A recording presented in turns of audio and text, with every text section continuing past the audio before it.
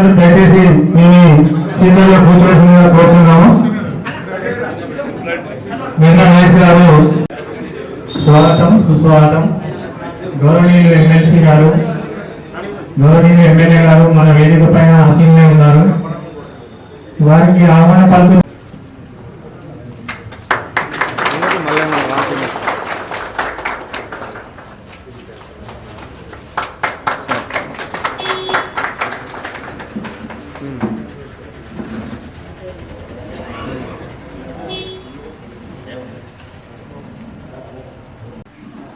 రెండవ కార్యవర్గంలో అధ్యక్షులుగా శ్రీ గట్ల రమేష్ మేరు గారు,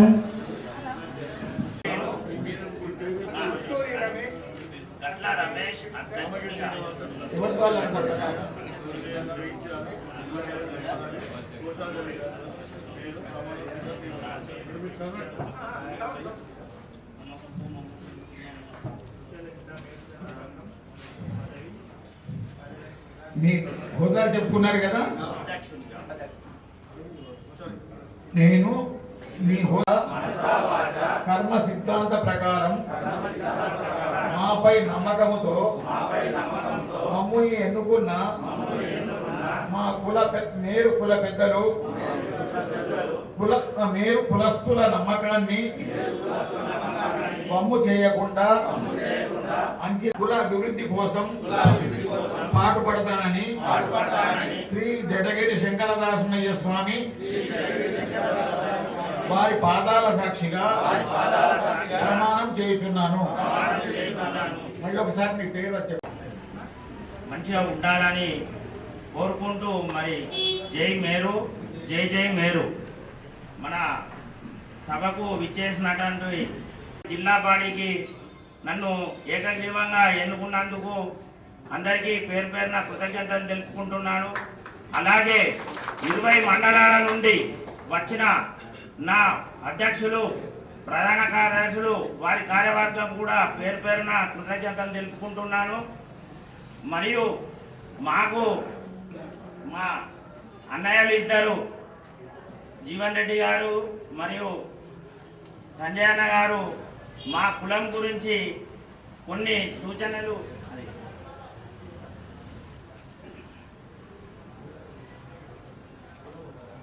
అత్యంత వెనుకబడిన బీసీ కులాల్లో చేతి వృత్తి అయిన మా మేరు కుట్టుపని దుస్తులు, కుట్టుపని రెడీమేడ్ రంగం వలన నేడు మా వృత్తి కుదేలు అయి చేతి నిండా పని లేకపోవడం, ముఖ్యంగా వలసలు అనగా గల్ఫ్ దేశాలకు ముంబై, నాగపూర్, భీమండి లాంటి ప్రాంతాలకు వెళ్ళి కడుపు దుర్భర జీవితం వెళ్ళదీయడం జరుగుతుంది.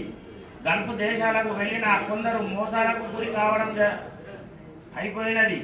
కానీ పని లేక ఆత్మహత్యలు చేసుకోవడం, రోడ్డు ప్రమాదాలకు గురై మరణించడం జరుగుతుంది. ఇలా ఆర్థిక చితికిపోవడం, కుటుంబాల దీన స్థితిలో వెళ్ళడం జరుగుతుంది. ఈరోజు ఏకగ్రీవంగా ఎంపిక చేసుకోవటం నిజంగా అభినందించదగ్గ విషయం. సాధారణంగా అది ఏనికైనా కానీ అందరూ పోటీ పడడం మనం గమనిస్తుంది. కానీ వల్ల మన జగిత్యాల పట్టణ మేరు సంఘానికి సంబంధించి మీరు ఐక్యత ప్రదర్శించి, అంటే రాజకీయంగా భిన్నాభిప్రాయాలు కలిగి ఉన్నప్పటికీ కూడా మన సంఘానికి, మన కులానికి సంబంధించిన సంక్షేమం కొరకు అందరూ కలిసికట్టుగా పనిచేయాలనే ఒక భావనతో మన దానిలో మనకు సీనియర్ అయినటువంటి మన రమేష్ గారిని అధ్యక్షుడిగా మరియు వారికి సహకరించే విధంగా ఇతర హోదాలలో కార్యవర్గ సభ్యులను ఎంపిక చేసుకోవడం నేను మిమ్మల్ని హృదయపూర్వకంగా అభినందిస్తున్నాను. ఈనాటి కార్యక్రమానికి ముఖ్య అతిథిగా ఇచ్చేసినటువంటి మిస్టర్ రమేష్ గారు పేర్కొన్నట్టు, అంటే వాస్తవంగా ఈ ఆధునిక యుగంలో కులవృత్తులకు కొంత ప్రాధాన్యత తగ్గుతుందని చెప్పాలి తప్పని.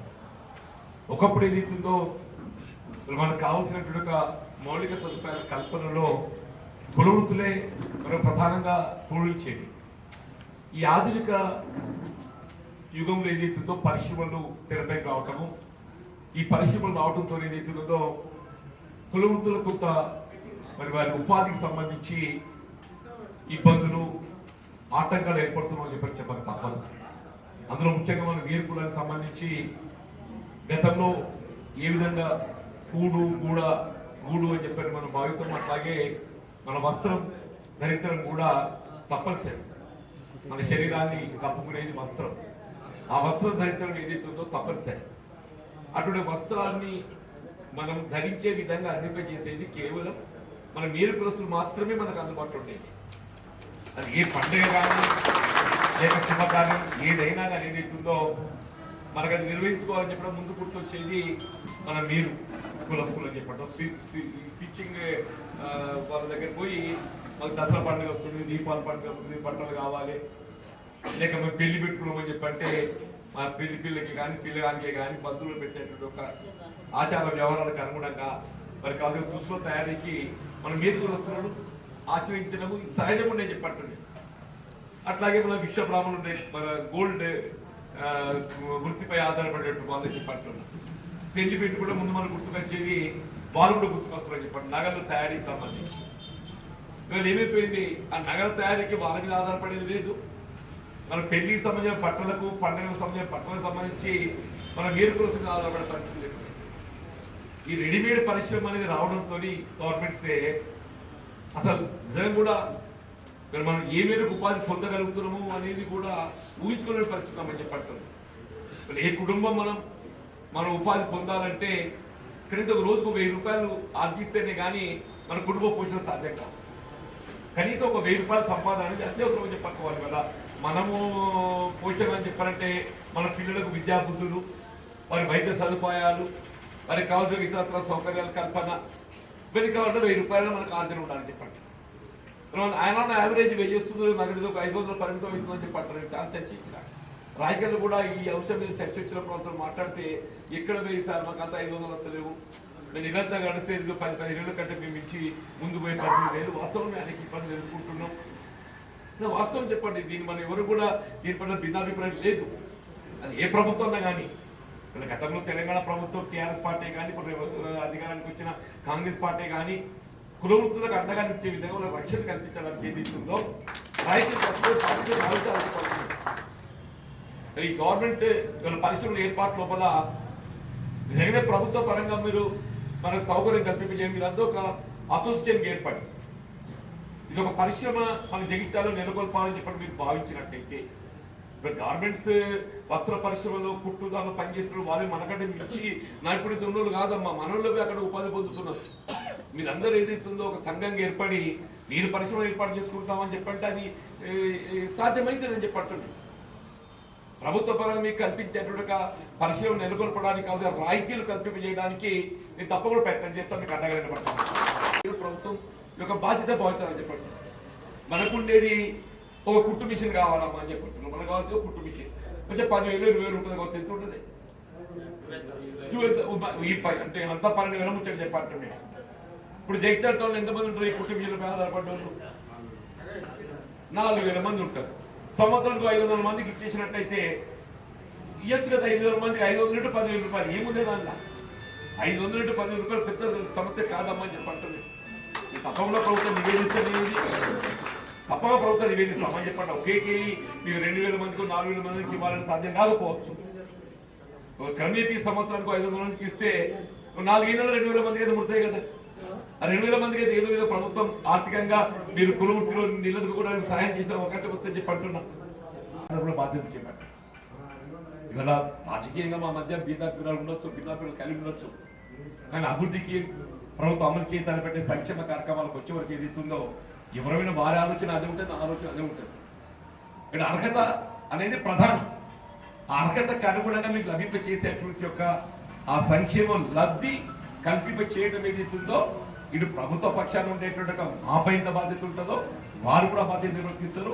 ఏ పరిస్థితుల్లో కూడా మన జగిత్యాల ప్రాంతానికి సంబంధించినటువంటి అభివృద్ధి కానీ సంక్షేమం కానీ అన్నింటిలో కూడా దీని ప్రథమ స్థానం నిలిపే విధంగా కృషి చేయడం జరుగుతుందని చెప్పని నేను మనం చేస్తూ రమేష్ గారు నాకు అత్యంత సన్నిహితులు ఆప్తుడని చెప్పండి. వారు గల అధ్యక్షుడిగా బాధ్యత చేపట్టడము నాకు వ్యక్తిగతంగా కూడా ఏదైతుందో నాకు నిజంగా కూడా సంతోషం ఉందని చెప్పంటున్నా. ఈ సంఘ బాధ్యతల నిర్వహణలో ఏదైతుందో ఎప్పుడు ఏ సమస్య ఉత్పన్నమైనా నేను మీకు తోడు ఇస్తాను చెప్పాను మనం చేస్తూ సెలవు తీసుకుంటున్నాను. ఆకాంక్షలు. అట్లాగే వారి అనుభవము గతంలో మనకు చాలా సహాయ సహకారాలు మన కులంపై కూడా ఇవ్వడమే కాక రమేష్ గారు వాడిని కూడా చదివించడం జరిగింది. మరి నాడు ముఖ్యంగా మరొకసారి నూతన కార్యవర్గానికి శుభాకాంక్షలు తెలియజేస్తూ పేరుగా మమ్మల్ని ఆహ్వానించారు. చాలాసార్లు కూడా ఇక్కడికి రావడం జరిగింది. మరి మొన్నటి వరకు ఉన్నది తెలంగాణ రాష్ట్రం ఏర్పడిన తర్వాత తొలి ముఖ్యమంత్రి కల్వకుంట్ల చంద్రశేఖరరావు గారి ఆధ్వర్యంలో టీఆర్ఎస్, ఆ తర్వాత బీఆర్ఎస్ ప్రభుత్వం, ఇప్పుడు కాంగ్రెస్ ప్రభుత్వం కూడా ఏర్పడ్డది. మీరు కూడా దీంట్లో కోరిన దాంట్లో కొన్ని విషయాలు రాష్ట్ర స్థాయిలో ఉన్నాయి కాబట్టి ముఖ్యమంత్రి గారి దృష్టి కూడా తీసుకెళ్ళి చెప్పడం జరిగింది. సో ముఖ్యమంత్రి గారు అంటే అందరికీ ముఖ్యమంత్రి, ఏ పార్టీ నుంచి చేసినా మీకైనా మాకైనా పెద్ద జీవరెడ్డి గారికైనా అందరికి కూడా ముఖ్యమంత్రి కాబట్టి తప్పకుండా నా వంతుగా ప్రయత్నం చేస్తానని చెప్పి మరి ముఖ్యంగా గౌరవ పెద్దలు ఎమ్మెల్సీ జీవన్ రెడ్డి గారు వారు కూడా అధికార పార్టీకి ప్రాతినిధ్యం వహిస్తున్నారు. వారు కూడా ఇంతకుముందే చెప్పినట్టు రాజకీయాలకు అతీతంగా జగిత్యాల అభివృద్ధికి, జిల్లా అభివృద్ధికి, రాష్ట్రంలో జరుగుతున్న కార్యక్రమాలకు అభివృద్ధి విషయాలు కలిసి పనిచేస్తామని వారు అనడం ఎంతో గొప్ప విషయం. తప్పకుండా వారికంటే వయసులో చిన్నవారైనా నేను వారి సలహాలు సూచనలు ఎల్లవెల్ల తీసుకుంటూ సహకారం తీసుకుంటారని చెప్పి కూడా ఈ సందర్భంగా తెలియజేస్తుంది.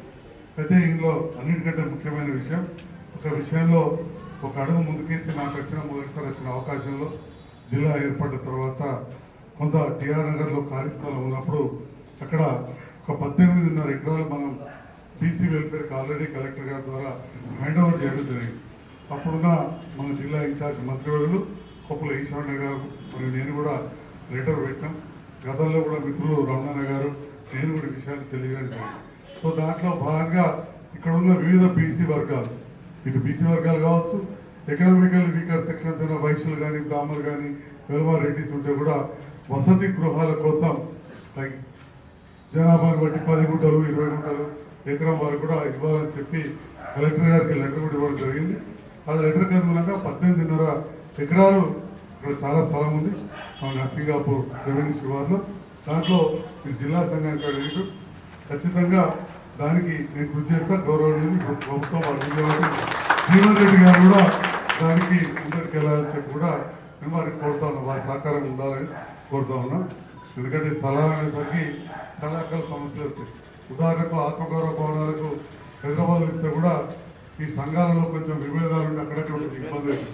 ఇప్పుడు మన దగ్గర కూడా కొంత విభేదం ఉన్నది, మన దగ్గర కూడా తెలిసే ఉంటుంది. వారు ప్రస్తావించలే, నేను ప్రస్తావించాలి అంటే వారు కూడా ఇట్లా రిజిస్టర్ తీసుకొని వచ్చారు కాబట్టి అది సంతోషం. మీరే ఎక్కువ నాకేమన్నా కదా, వేరే అనట్లేదు, మీకు శుభాకాంక్షలు చెప్పలే కదా. మీరు మంచిగా చేసుకోవాలి కదా, ఇద్దరు పోతున్నా ఆగిపోతున్నారు అంతే తప్ప వేరే ఏం లేదు. కాబట్టి మీరే ఇద్దరు కూర్చొని మంచి ఒక్కటే ఇంకే సంతోషం కదా, ఇద్దరు లేరా అందరు ఉంటారు చేస్తారు, చేసుకుంటే బాగుంటుంది అని చెప్పి మరి నా దృష్టికి వచ్చింది. వాళ్ళు ఆహ్వానించారు, మీరు ఆహ్వానించారు కాబట్టి ఒక మాటనైతే నేను చెప్పాలి కదా, అక్కడ కూడా చెప్పాను. కాబట్టి తప్పకుండా చేద్దాం. అంతకుముందు టౌన్ ప్రెసిడెంట్ వినోద్ రెడ్డి కదా, అవన్నీ కూడా ఇంతకుముందు చెప్పారు. గత ప్రభుత్వ హయాంలో కూడా మనం డబుల్ బెడ్రూమ్ దాంట్లో 40 మందికి మన మేర కులస్తులకు వచ్చినాయి. అప్పుడు కళ్యాణ లక్ష్మి లాంటి మంచి పథకం ఉండేది. కుల వృత్తులను ప్రోత్సహించడానికి ₹1,00,000 చొప్పున ఇచ్చే కార్యక్రమం ఒక 400 మందికి చేసినాం. అందులో మన వాళ్ళు కూడా కొందరు లబ్ధి పొందారు. ఈ లోపల ప్రభుత్వం మార్పు వచ్చింది, సంతోషం. ఇప్పుడు వచ్చిన ప్రభుత్వం కూడా అట్లాంటి నిర్ణయాలు తీసుకొని ఎట్లయితే ఇంతకుముందు విద్యుత్ రాయితీ అన్నారో ప్రజలకు రాయి బ్రాహ్మణులకు ఇచ్చాం, అట్లనే అన్ని కుల వృత్తులకు ఇస్తే చాలా సంతోషం. అది కూడా పెద్దలు ఎమ్మెల్సీ గారి నోటి నుండి వచ్చింది కాబట్టి ఈ రాష్ట్ర వ్యాప్తంగా వస్తే చాలా చాలా సంతోషం. అల్టిమేట్గా ఎవరైనా కోరుకునేది సామాన్యులకు లబ్ధి పొందాలి, వాళ్ళ అభివృద్ధి కావాలని చెప్పి వారి ద్వారా వివిధ కుల వృత్తులకు కూడా అందరికీ కరెంట్ అనేది మంచి సబ్సిడీలను ఇంకా పూర్తిగా ఉచితంగా ఇస్తే ఇంకా సంతోషం. అదేవిధంగా చాలా విషయాలు చెప్పారు. దాంతోపాటు కళ్యాణ లక్ష్మి పథకంలో మనం చెక్కులు ఇస్తా ఉన్నాం ఎప్పటికో, అందులో మన వాళ్ళకి కూడా వచ్చింది. ఇంకా అదనంగా తులం బంగారం ఇస్తామని చెప్పి మేనిఫెస్టోలో పెట్టారు. వారి బీసీ డిక్లరేషన్లో కూడా ఉన్నాయి. అక్కడికి మీరు బీసీ రిజర్వేషన్ గురించి కూడా ప్రస్తావించారు. కాబట్టి అధికార పార్టీలో వారు ఈ కుల జనగణన అయిన తర్వాత, ఈ కుల గణన అయిన తర్వాత అసెంబ్లీ సమావేశాలలోనే కేంద్రానికి రాయడం జరిగింది. మన ముఖ్యమంత్రి గారు చాలా సంవత్సరాల నుంచి బీసీ కులగణన కాలేదు, లెక్కలు కాలేదని చెప్పి అవి చేయాలని చెప్పి అసెంబ్లీలో తీర్మానం చేశాం. అప్పుడు కూడా అందులో నేను భాగస్వామ్యం నన్ను చేసినందుకు మీ అందరికీ ధన్యవాదాలు తెలియజేస్తున్నా. తప్పకుండా ఇంతకుముందు మీ అందరూ కూడా ఇందులో కూడా చదువుకున్న వాళ్ళందరూ అక్కడ ప్రస్తావించారు. తప్పకుండా ఈ ప్రభుత్వం కూడా చేస్తుందని వారి బీసీ డిక్లరేషన్లో మీరు కూడా బీసీ కాబట్టి ఉన్న వివిధ అంశాలపైన కూడా వారు చర్యలు తీసుకుని మనకు లబ్ధి పొందే విధంగా చేస్తారని ఆకాంక్షిస్తూ జగిత్యాల జిల్లా మేయర్ సంఘ మా అధ్యక్షుడు రమేష్ గారికి అందరు కూడా శుభాకాంక్షలు. ఎందుకంటే ఎప్పుడైనా ఒక పెద్దలుగా వచ్చినప్పుడు మంచిగా కలిసి ఉండాలని కోరుకుంటాం అంతే తప్ప వేరే ఏం లేదు. అట్లా ఉంటే హోదాకచ్చు కాబట్టి సూచన చేస్తూ మిగతా అందరూ కూడా బాగా చేసుకోవాలని చెప్పి తెలియజేస్తూ నా మంత్రిగా కూడా ఎల్లవేళలా సహకారం ఉంటుంది మీ అందరికీ. ప్రభుత్వంలో అందిన ప్రతి సంక్షేమ పథకాలు మాకు అందించడంలో మీరు ముందున్నారు గత ప్రభుత్వంలో. దానికి ధన్యవాదాలు సార్. మా జిల్లా